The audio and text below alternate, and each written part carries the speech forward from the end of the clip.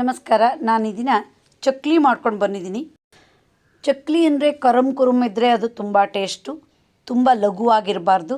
ಈ ಚಕ್ಲಿ ಮಾಡೋಕ್ಕೆ ಹಿಟ್ಟನ್ನು ನಾನು ಪೇಟೆಯಿಂದ ತಂದಿದ್ದೆಲ್ಲ ನಾನೇ ಮನೇಲಿ ರೆಡಿ ಮಾಡಿದ್ದು. ತುಂಬ ರುಚಿಯಾಗಿರುತ್ತೆ, ಗರಮ್ ಆಗಿರುತ್ತೆ. ಬನ್ನಿ ಈಗ ಈ ಚಕ್ಲಿ ರೆಸಿಪಿನ ನೋಡ್ತಾ ಹೋಗೋಣ. ಒಂದು ಪಾತ್ರೆ ಇಟ್ಕೊಂಡಿದ್ದೀನಿ. ಅದಕ್ಕೆ 4 ಲೋಟದಷ್ಟು ನಾನು ಸೋನಾ ಮಸೂರಿ ಅಕ್ಕಿನ ಹಾಕ್ತೀನಿ. ನಾವೇ ಮನೇಲಿ ಹಿಟ್ಟು ರೆಡಿ ಮಾಡಿ ಇಟ್ಕೊಂಡ್ರೆ 1 ವರ್ಷದವರೆಗೂ ಹಾಳಾಗಲ್ಲ. ಬೇಕಾದಾಗ ಚಕ್ಲಿ ಮಾಡ್ಬೋದು. 4 ಲೋಟ ಅಕ್ಕಿ ಅಳತೆಗೆ ನಾನು 1 ಲೋಟ ಉದ್ದಿನಬೇಳೆ ತಗೊಂಡಿದ್ದೀನಿ. ಈಗ ಮೊದಲು ಅಕ್ಕಿನ ಚೆನ್ನಾಗಿ ತಿಕ್ಕಿ ತೊಳೆಯೋಣ. ಈಗ ನೀರನ್ನು ಬಗ್ಸೋಣ. ಹಾಗೆ ಉದ್ದಿನಬೇಳೆಗೆ ನೀರು ಹಾಕಿ ಉದ್ದಿನಬೇಳೆನೂ ಸಹ ಚೆನ್ನಾಗಿ ತಿಕ್ಕಿ ತೊಳೆದು ಈ ನೀರನ್ನು ಚೆಲ್ಲೋಣ. ಈಗ ಅಕ್ಕಿ ಮತ್ತು ಉದ್ದಿನಬೇಳೆನ ಜರಡಿಗೆ ಬಸಿ ಹಾಕೋಣ. ನೀರು ಸ್ವಲ್ಪ ಇಳಿಲಿ. ನೀರು ಕಂಪ್ಲೀಟಾಗಿ ಬಸಿದ ಮೇಲೆ ಒಂದು ಕಾಟನ್ ಬಟ್ಟೆ ತಗೊಂಡು ಮನೆ ಒಳಗೆ ನೆರಳಲ್ಲೇ ಒಣ ಹಾಕಬೇಕು. 2 ದಿನ ಬೇಕು. ಮಧ್ಯೆ ಸ್ವಲ್ಪ ಹಾಗೆ ಕೈ ಆಡ್ತಾ ಇರಬೇಕು, ಇಲ್ಲಾಂದರೆ ಉದ್ದಿನಬೇಳೆ ಸ್ವಲ್ಪ ಗಂಟಾಗಿಬಿಡುತ್ತೆ. ಈಗ ನೋಡಿ ಕ್ಲೀನಾಗಿ ಒಣಗಿದೆ. ಒಲೆ ಮೇಲೆ ಬಾಣಲೆ ಇಟ್ಕೊಂಡಿದ್ದೀನಿ. ಈಗ ಉದ್ದಿನಬೇಳೆ ಹಾಕಿದ್ದೀನಿ. ಸಣ್ಣ ಉರಿಲಿ ಹುರಿಯೋಣ. ಸಂಪಿಗೆ ಹೆಸಳಿನ ಬಣ್ಣ ಬರೋಷ್ಟು ಹುರಿಬೇಕು, ಕರಡಿಸ್ಬಾರ್ದು. ಈಗ ನೋಡಿ ಉದ್ದು ಹುರಿದಾಯಿತು. ಗ್ಯಾಸ್ ಆಫ್ ಮಾಡೋಣ. ಒಲೆ ಮೇಲೆ ಬಾಣಲೆ ಇಟ್ಕೊಂಡಿದ್ದೀನಿ. ಈಗ ಅಕ್ಕಿ ಹಾಕಿದ್ದೀನಿ. ಹಾಗೆ ಸಣ್ಣ ಉರಿಲಿ ಹುರಿಯೋಣ. ಈಗ ಅಕ್ಕಿ ಕಟ್ಟಗೆ ಬಿಸಿ ಆಯಿತು. ನಾನಿಲ್ಲಿ ಮೆಂತ್ಯ 1 ಸ್ಪೂನ್ ಹಾಕ್ತೀನಿ. ಮೆಂತ್ಯನ ನಾನು ತಂದು ತೊಳೆದು ಒಣಗಿಸಿಟ್ಕೊಂಡಿರ್ತೀನಿ. ಮೆಂತ್ಯ ಒಂದು ಪರಿಮಳ ಕೊಡುತ್ತೆ ಚಕ್ಲಿಗೆ. ಇದು ನಿಮ್ಮ ಚಾಯ್ಸು. ಹಾಕಿದರೆ ಹಾಕ್ಬೋದು, ಬಿಟ್ಟರೆ ಬಿಡ್ಬೋದು. ಈಗ ನೋಡಿ ಅಕ್ಕಿ ಹುರಿದಾಯಿತು. ಹಾಗೆ ಗ್ಯಾಸ್ ಆಫ್ ಮಾಡೋಣ. ಹುರಿದಿರುವ ಅಕ್ಕಿ, ಉದ್ದಿನಬೇಳೆ ಮತ್ತು ಮೆಂತ್ಯನ ನಾನು ಒಂದು ತಟ್ಟೆಲೆ ಹರಡಿಟ್ಕೊಂಡಿದ್ದೀನಿ. ಸ್ವಲ್ಪ ತಣ್ಣಗಾಗಬೇಕು. ಮಿಲ್ಲಲ್ಲಿ ಹಿಟ್ಟು ಮಾಡಿಸಿ ಅದನ್ನು ಜರಡಿ ಹಿಡಿದು ಬಾಕ್ಸಿಗೆ ಹಾಕಿಟ್ಕೊಂಡಿದ್ದೀನಿ. ಒಂದು ತಟ್ಟೆ ಇಟ್ಕೊಂಡಿದ್ದೀನಿ. ಅದಕ್ಕೆ 2 ಲೋಟದಷ್ಟು ನಾನು ಚಕ್ಲಿ ಹಿಟ್ಟನ್ನು ಹಾಕಿದ್ದೀನಿ. ಈಗ ಪರಿಮಳಕ್ಕೆ ನಾನು 1 ಸ್ಪೂನಷ್ಟು ಜೀರಿಗೆ ಹಾಕ್ತೀನಿ. ಹಾಗೆ ರುಚಿಗಾಗೋಷ್ಟು ಉಪ್ಪನ್ನು ಹಾಕೋಣ. ಚಕ್ಲಿಗೆ ನಾನಿಲ್ಲಿ 1 ಲಿಂಬೆಹಣ್ಣಿನ ಗಾತ್ರದಷ್ಟು ಬೆಣ್ಣೆ ಸೇರಿಸಿ ಓಡ್ತೀನಿ. ಹಾಗೆ 2 ಸ್ಪೂನು ಕೊಬ್ಬರಿ ಎಣ್ಣೆನ ಬಿಸಿ ಮಾಡಿ ಹಾಕ್ತೀನಿ.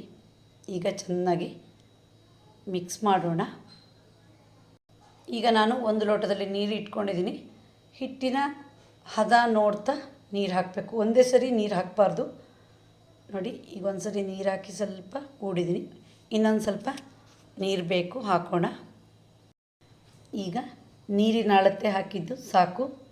ಚೆನ್ನಾಗಿ ನಾದಬೇಕು. ಹಿಟ್ಟು ನಯಸ್ಸಾಗಿದೆ ಮತ್ತು ಉದ್ದ ಹಾಕಿರೋದ್ರಿಂದ ಸ್ವಲ್ಪ ಅಂಟು ಬರುತ್ತೆ. ಈಗ ಚೆನ್ನಾಗಿ ನಾದೋಣ. ಹಾಗೆ ಒಂದು ಪ್ಲಾಸ್ಟಿಕ್ ಮುಚ್ಚೋಣ. 10 ನಿಮಿಷ ನೆನೀಲಿ. ಚಕ್ಲಿ ಒರಳು ಇಟ್ಕೊಂಡಿದ್ದೀನಿ. ಇದಕ್ಕೆ ಸ್ವಲ್ಪ ಎಣ್ಣೆ ಹಚ್ಚಬೇಕು, ಇಲ್ಲಾಂದರೆ ಚಕ್ಲಿ ಒತ್ತಕ್ಕೆ ತುಂಬ ಗಟ್ಟಿಯಾಗಿಬಿಡುತ್ತೆ, ಕೈಗೆ ನೋವಾಗುತ್ತೆ. ಹಿಟ್ಟನ್ನು ತುಂಬ ಚೆನ್ನಾಗಿ ನಾದಿ ಈಗ ಚಕ್ಲಿ ಒರಳೊಳಗೆ ಹಾಕ್ತೀನಿ. ಹಾಗೆ ಒತ್ತು ಬಿಡೋಣ.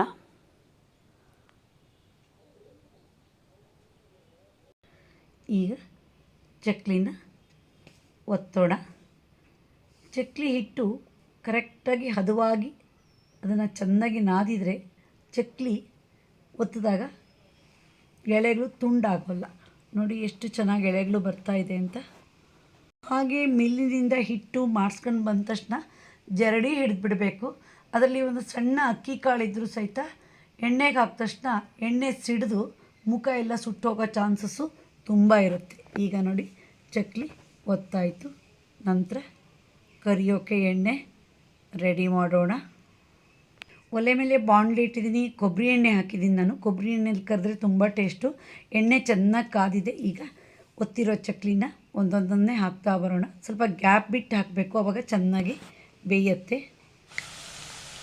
ಚಕ್ಲಿ ಹಾಕಬೇಕಾದ್ರೆ ಉರಿ ಜೋರಾಗಿರಬೇಕು. ನಂತರ ಸ್ವಲ್ಪ ಸಣ್ಣದಾಗಿ ಮಾಡಬೇಕು.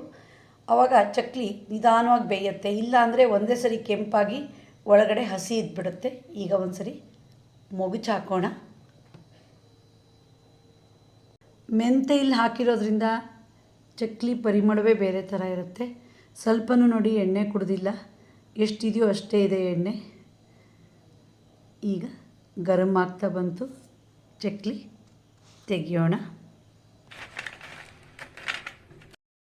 ಈ ರೀತಿಯಾಗಿ ಚಕ್ಲಿ ಹಿಟ್ಟನ್ನು ರೆಡಿ ಮಾಡಿಟ್ಕೊಂಡ್ರೆ ಒಂದು ವರ್ಷದವರೆಗೂ ಹಾಳಾಗೋಲ್ಲ. ನಮಗೆ ಬೇಕಾದಾಗ ಚಕ್ಲಿ ಮಾಡ್ಬೋದು. ನೋಡಿ ಸ್ವಲ್ಪನೂ ಎಣ್ಣೆ ಕುಡ್ದಿಲ್ಲ, ಬಹಳ ರುಚಿಯಾಗಿರುತ್ತೆ, ಗರಂ ಇದೆ. ನೋಡಿದ್ರಲ್ಲ ವಿಡಿಯೋ, ನೀವು ಒಮ್ಮೆ ಟ್ರೈ ಮಾಡಿ ಈ ಚಕ್ಲಿಯ ರುಚಿಯನ್ನು ಸವಿಯಿರಿ.